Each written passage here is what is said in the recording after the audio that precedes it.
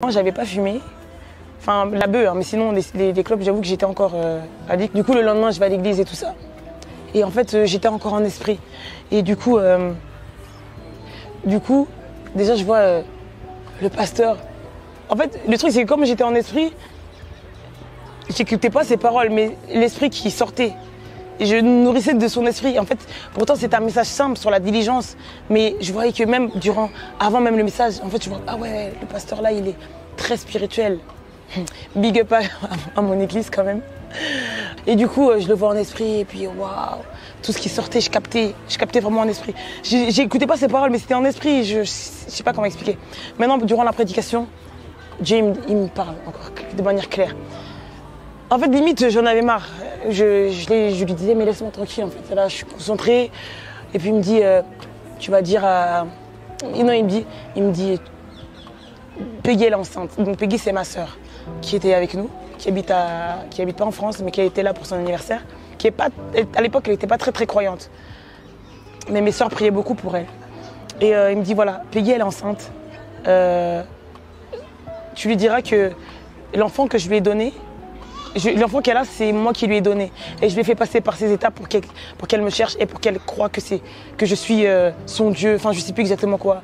Mais voilà, tu lui diras que je suis le Dieu des femmes stériles, que l'enfant que je lui ai donné, il faudra qu'elle me le consacre. Et il finit par dire encore une troisième fois, je suis le Dieu des femmes stériles. On finit le culte et je vois ma soeur, je lui dis, t'es enceinte? Et puis elle me regarde, elle fait, avec ses gros yeux là, elle me dit non. Je dis, ah, ok. Et puis moi, j'allais partir. Elle revient vers moi, elle dit, mais attends, pourquoi tu dis ça? Je fais, bon, en gros, si t'insistes, bah, j'ai changé la prophétie. Je lui dis, ok, Dieu m'a dit de te dire qu'il va te donner un enfant. Cet enfant, il faudrait que tu lui consacres. Voilà, il t'a fait traverser ces étapes pour que tu le cherches, etc., pour que tu reconnaisses qu'il est Dieu. Et il finit par encore dire, voilà, il est le Dieu des femmes stériles. Elle me regarde, avec comme ça, genre, elle fait, meuf, je suis enceinte de 2 semaines. En fait, à ce moment-là, moi-même, j'avais peur de moi-même. J'ai dit, mais c'est là. J'ai dit, mais en fait, tu veux à quoi? Moi, j'ai rien demandé. Tu commences à me parler.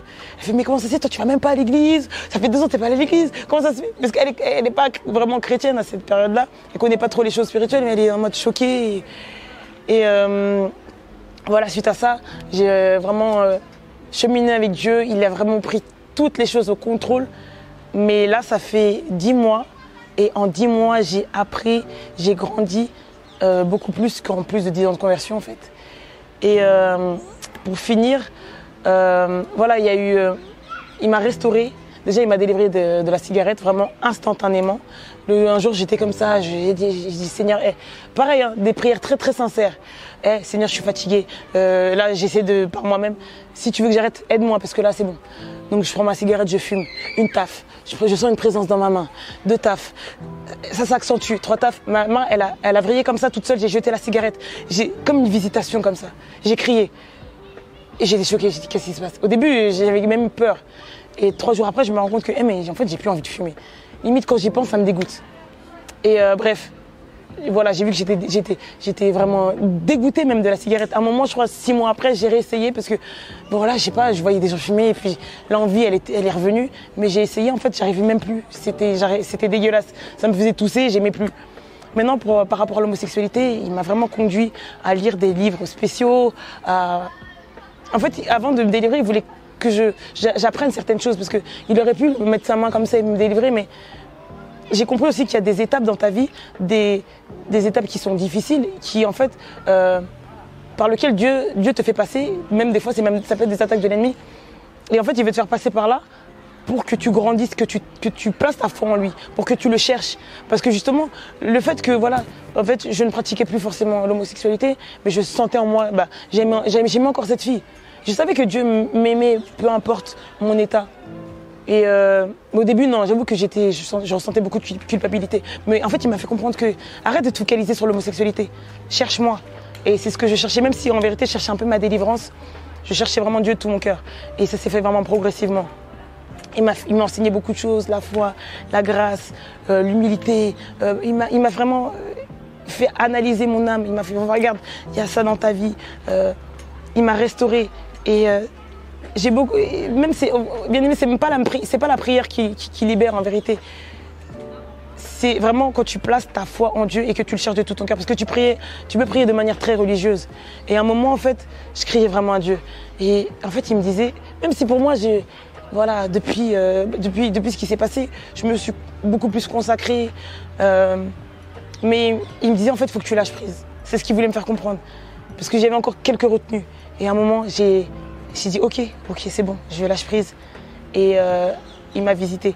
Après, il faut dire que la délivrance, la restauration, elle se fait, mais il ne faut pas oublier que c'est aussi progressif. Ça peut être progressif, ça peut être instinctif. Mais de toute façon, aussi longtemps qu'on sera dans ce corps charnel, on devra lutter. Et j'aimerais dire à quelqu'un qu'en fait, Satan, il est vraiment petit. Aujourd'hui, je n'ai pas peur de le dire. Parce qu'il m'a tellement intimidé dans ma vie qu'aujourd'hui, j'ai réalisé que Satan est petit. Satan, en fait, quand tu places ta foi en Dieu, comme la Bible dit, celui qui est en nous est plus grand que celui qui est dans le monde. Je vais vous encourager vraiment à placer votre foi en Dieu. Il est réel, Dieu est réel. Ce n'est pas une légende, ce n'est pas une fable. J'avais aussi un message, premièrement par rapport à l'église, parce que c'est vrai que par rapport à ce que j'ai vécu, par rapport à l'homosexualité, bon, après moi je suis quelqu'un dans mon nature, je m'en fous un peu de ce que les gens pensent de moi, mais il y a des réactions qui m'ont fait tellement de mal et je me suis mise à la place de cette communauté LGBT en fait. Aujourd'hui, on a du mal à parler de l'homosexualité, notamment dans l'église, parce que c'est un sujet très tabou. On n'ose pas en parler. Aujourd'hui, j'en parle fièrement parce que le Seigneur a tellement agi dans ma vie.